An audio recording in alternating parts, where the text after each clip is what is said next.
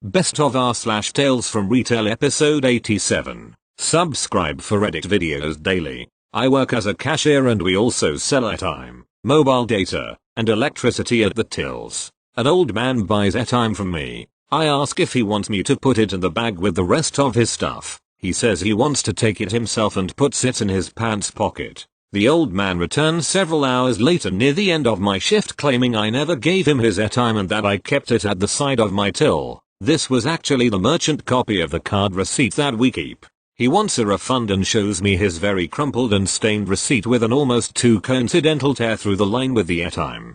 I call a member of the floor staff. They call a manager and decide to reprint his airtime. He leaves. The old man returns 30 minutes before the end of my shift claiming the airtime wasn't working and they printed it wrong, demanding a cash refund, saying how he's known the previous, now retired, owner since they were young. The manager tells me to refund him. The manager then later inserts the airtime into her own phone and it works. Old man probably had to reboot his phone or something. Now my till is short by a 50 which will probably be deducted from my pay. Edit. Where I live it is legal to make the cashiers pay for shortages. Thank you. Next. Another tale from the Orange Home Improvement store. I was working returns on this day when a customer brings in a loaded lumber cart filled with trim. This gentleman, EC, states they got it directly from a corporate warehouse. Obvious lie, we don't do that, and that he ordered too much. He does not have a receipt and I could not find it on his card. The thing about most trim at the Orange store is that it is sold by the foot, so I had to measure each one.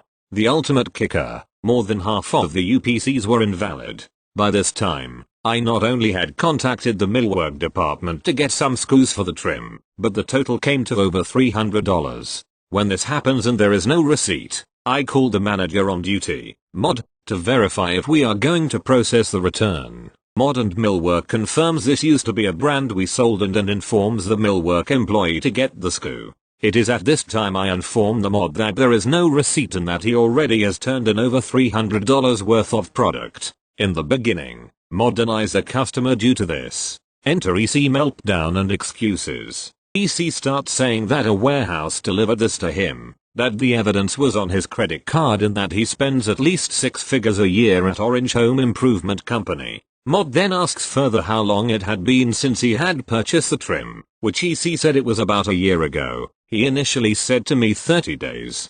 Mod uses tools he has access to determine this is a lie. Once Mod says that we can't find the transaction on that card, the EC says those magical words, "I will never shop here again." When that happened, the Mod turns to me and says defeated, just do it. There was nearly 1,000 feet of trim and the return was a little over $1,100. It was that day I learned that once you say I will never show here again that a manager will immediately cave to pressure. Thank you. Next. I work at a large grocery chain in the US. We're undergoing massive renovations, so instead of being open 24/7 we now close at 11 p.m. For the protection of our overnight cashier, we don't leave until all customers have exited the store. My BF and I were closing together after our manager left sick. We began announcements at 10:30 and then every 5 minutes starting at 10:40. We stopped entry at 10:55 and then focused on sweeping the store for stragglers.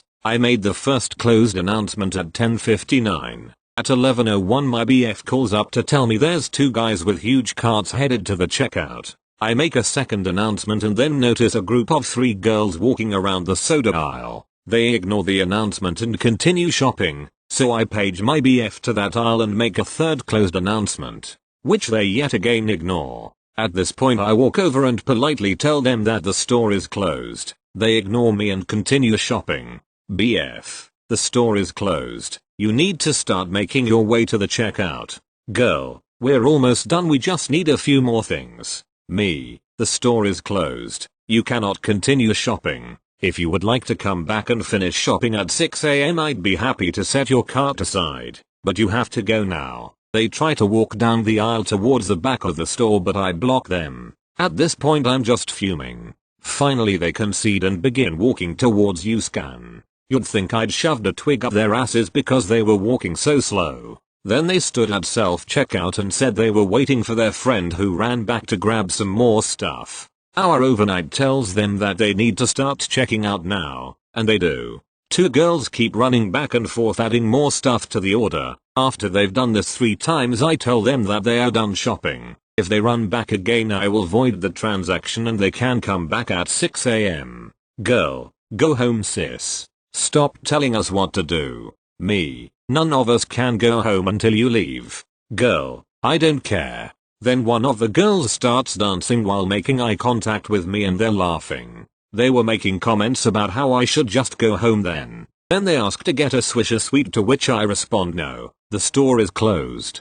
This whole time, the other 2 guys were profusely apologizing for being in the store and not knowing the hours. They were 100% fine because they were being extremely polite.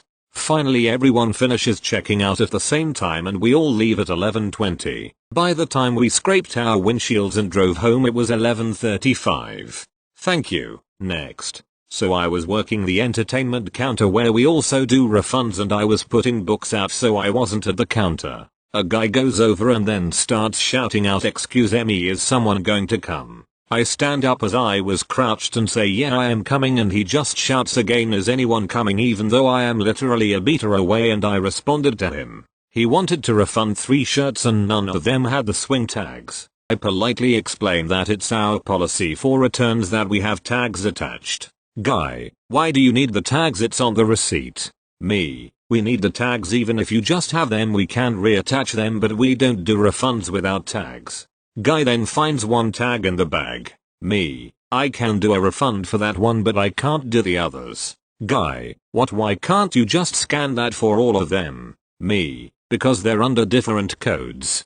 Guy, but it's on the receipt. He didn't get that the problem wasn't the codes, there's a stitched tag with the codes, but we prefer to have swing tags attached because that's our policy. Anyway, he asks to talk to my manager, so I explain over the headset while he continuously says, "Is she coming down? Is she coming over? Did you call her?" Of course the only manager on was one that doesn't really deal with refunds and is very lenient, and she didn't get what I was explaining about the tags, so she just said to do it. So yeah, I was feeling great, and then as I was doing the refund he of course looks at me and says, "Are you new here? Like really? Thank you." Next. Was just reminded of an incident that happened to me a while ago. One day, I am approached by an older gentleman that asks me where the shopping carts are kept. I answer that they are at the entrance, at the front of the store. Presumably since he is standing in front of me, he would have walked past them on his way in unless he was gifted with teleportation. Well, that's a stupid place to keep them. I, being ever so eloquent, reply with, "What? Your shopping buggers? Why aren't they back here? I want to buy something back here."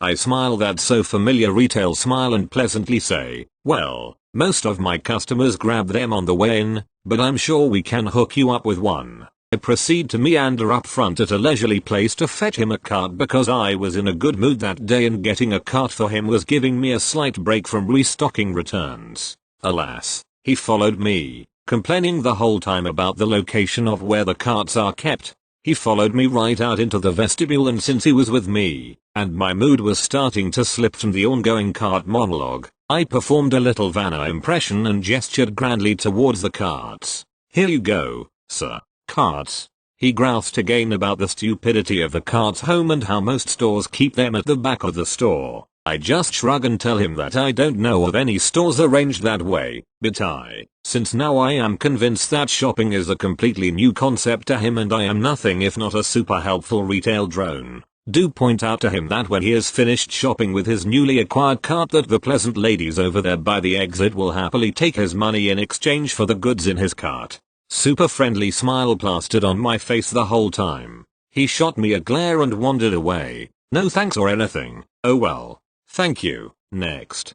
"Hi, gas station clerk here. We obviously sell lottery tickets, scratch tickets and whatnot. Is it normal for people to look through trash cans for old scratch tickets?" I just had this guy come in, didn't say anything, just started looking in the trash. Kinda weird. So I ask him, "Can I help you with something?" And he stands up looking sort of shocked. So I ask if he was looking through the trash and he says just looking for old scratch tickets, so I respond, "Oh, okay," and nothing else. He looks super offended over it and goes to leave, so I just said I'm sorry, it was just odd to me. I didn't mean to offend you, and all he says is don't worry about it. Is this normal behavior? I find it absolutely fucking bizarre to just go look through trash in a gas station. Thank you. Next. So I live on the east coast of Australia. Some of you may have noticed that most of it was on fire for a few months. I was lucky enough to live in one of the cities that copped the smoke very badly but didn't actually burn down itself.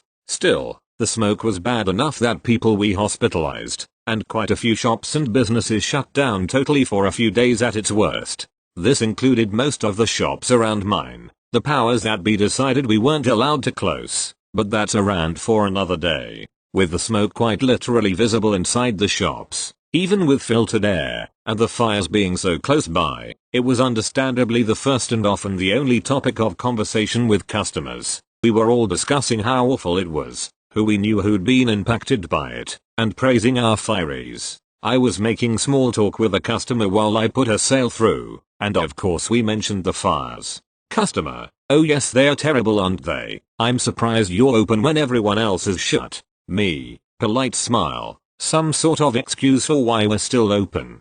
Customer gathers her things, starts to leave, and turns back to me. Customer: so has the center management told you anything about the fires? Me: visibly confused as we've just been discussing it. Sorry, how do you mean? They've spoken to us about staying open during the smoke. Customer: no, have they told you when the smoke is going to be over? Me: silence for a moment. I think my mouth actually dropped open. No. I don't think anyone knows when that will be. Customer: oh, I thought they might have come round to update you on when the smoke will be better. Me: still trying to put my retail face back on. I don't think they have any more information than the RFS, fireys, and bomb meteorologists have released, and they don't know when the fires are going to be out or the smoke will dissipate. Customer: oh, you never know. And with that, she took her purchases and headed back out into the apocalyptic haze that was my city. Meanwhile, I turned to my co-worker, who was biting his lip and snorting slightly, and asked plaintively, did that just happen or did I hit my head earlier? I still don't know how or why she thought a local shopping center would have more information on an unprecedented natural disaster than the fire brigade or the weather bureau, or why they would pass it on to me, a lowly retail wench. I guess you never know.